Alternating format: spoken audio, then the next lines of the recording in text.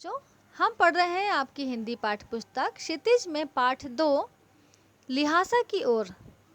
लिहासा की ओर के लेखक हैं श्री राहुल सांकृत्यायन। यह यात्रा वृत्तांत है।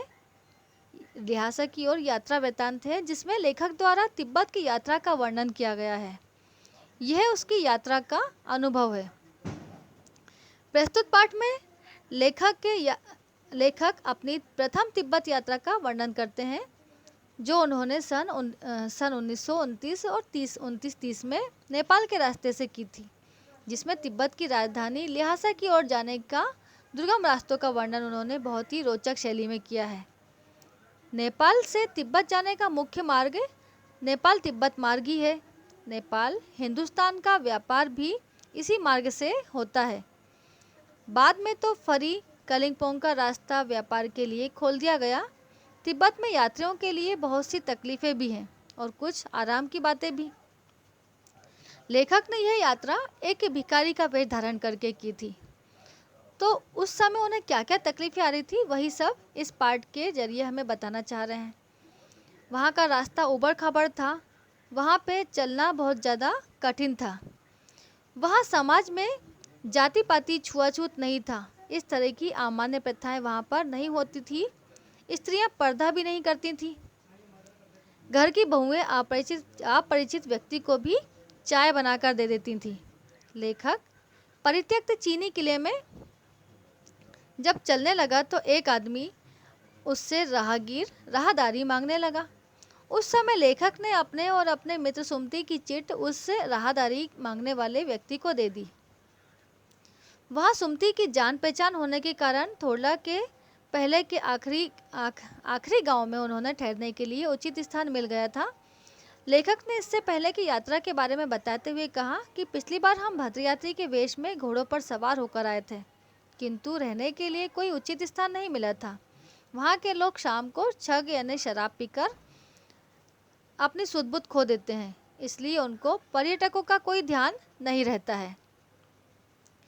लेखक को डाडा थोरला स्थान पार करना था। यह स्थान तिब्बत में सबसे खतरनाक स्थान था। यहाँ 16-17 हजार फीट की ऊंचाई के कारण आसपास कोई गांव दिखाई नहीं देता। डाकुओं के लिए यह सबसे सुरक्षित स्थान था। यहाँ पहले डकैत आदमी को मारते, उसके बाद उसकी जेबें टटोलते। यहाँ हथियार ना रखने का कानून ना होने का डर लगता, क्योंकि वह और साथी भिखमंगों के रूप में यात्रा कर रहे थे। यहाँ किसी को भी मारकर यदि फेंक दिया जाए तो पुलिस उसकी छानबीन करने इस डर से नहीं आती थी, क्योंकि वहाँ लुटेरे और डाकू पुलिस को भी परेशान करते थे। इसलिए कई बार कितने ही आदमी वहाँ पे मरे रहते थे और उसकी कोई गवाही देने वाले भी नहीं होते थे। रास्ता काफ़ी दुर्गम था, इसलिए लेखक ने अपने मित्र सुमति से कहा, यहाँ से लड़कोर तक के लिए 2 घोड़े ले लेने चाहिए। घोड़ों पर सवार होकर दोनों मित्र रास्ते में चाय पीते हुए डांडे के ऊपर जा पहुँचे। उसके दाईं तरफ हिमालय के हिमसिक्त शिखर थे। भीटे की तरफ दिखाई देने वाले पहाड़ नंगे थे, जिन पर किसी प्रकार से कोई बर्फ नहीं थी, ना ही कोई हरियाली थी।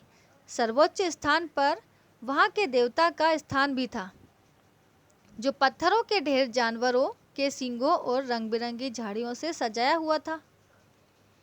अब पहाड़ों से नीचे उतरने की बारी थी। लेखक के घोड़े की चाल धीमी हो गई थी। रास्ता घुमावदार होने के कारण वह रास्ता भटक गया था। वापिस आया शाम के 4 बजे। वहाँ सुमति उसका इंतजार कर रहा था। किसी से पूछा तो उसने रास्ता बताया और लेखक फिर सही रास्ते पर जा पाए। तब तक सुमति आगे निकल चुके थे और लेखक फिर रास्ता पूछते पूछते सुमति के पास तक पहुँचे। उस समय वह बहुत गुस्से में बोल रहा था। जब लेखक ने अपनी मजबूरी बताई तो उसका गुस्सा शांत हो गया। लेखक उसके सामने नम्रता से पेश आए ताकि उसका गुस्सा शांत हो जाए। वहाँ उन्हें रहने के लिए एक अच्छा स्थान भी मिला। अब वे तिड़री के विशाल मैदान पर पहुँचे। यह स्थान पहाड़ों से घिरा टापू सा दिखाई दे रहा था, जिसमें दूर दूर एक छोटी सी पहाड़ी मैदान के भीतर दिखाई दे रही थी। उस पहाड़ी का नाम है तिड़री समाधि गिरी। वहाँ आसपास के गांव में सुमति के यजमान रहते थे, जहाँ वो जाना चाहता था, पर लेखक ने उसे इधर उधर ना जाने के लिए मना किया। अगले दिन लेखक और सुमति प्रचंड धूप में 10-11 बजे वहां से चल पड़े। तिब्बत की धूप बहुत कड़ी होती है। सुमति के परिचित तो तिड़री में भी थे, इसलिए एक और आदमी से मिलने का बहाना करके वे शेखर विहार की ओर चलने लगे। तिब्बत की जमीन छोटे बड़े जागीरदारों में बटी हुई थी। उनका बहुत सा हिस्सा मठों के हाथ में है। हर जागीरदार अपनी खेती बेकार मजदूरों से करवाता। खेती का इंतजाम देखने के लिए वहाँ कोई भिक्षु आता, जिसे जिसे सभी राजा के समान आदर सत्कार दिया करते थे। अब लेखक और सुमति शेखर पहुँचे। वहाँ की खेती के मुखिया भिक्षु बड़े भद्र पुरुष थे। लेखक को भिक्षुकों के रूप में देखकर भी वे उनसे बहुत प्रेम से पेश आए।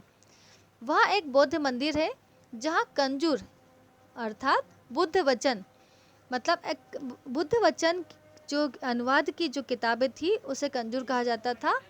उसकी 103 हस्तलिखित पोथियाँ रखी हुई थी। लेखक का आसन भी वहीं स्थापित किया गया। 15-15 शेर की एक एक पोथी मोटे कागज पर मोटे मोटे अक्षरों से लिखी हुई थी। लेखक का मन तो उन पुस्तकों में लीन हो गया। सुमति लेखक से अनुमति लेकर अपने यजमानों से मिलने चला गया। अगले दिन वे भिक्षु नमसे से विदाई लेकर वापस चल पड़े। लेखक पूरी किताब पढ़ने के लिए बैठ गए थे और जब तक उन्होंने सुमति को कहा कि तुम जाकर अपने पहचान वालों से मिलाओ, और सुमति उनसे मिल आया और फिर अगले दिन वो लोग वहाँ से निकल गए। तो इस तरह से लेखक सुमति के साथ वहाँ से अपने ठिकाने की ओर निकल गए। रास्ता कठिनाई भरा था, इसलिए चलते चलते शाम हो गई थी और वो वहाँ पर पहुँचकर उन्होंने अपना स्थान ग्रहण किया। ठीक है बच्चों, तो पाठ खत्म होता है। Thank you.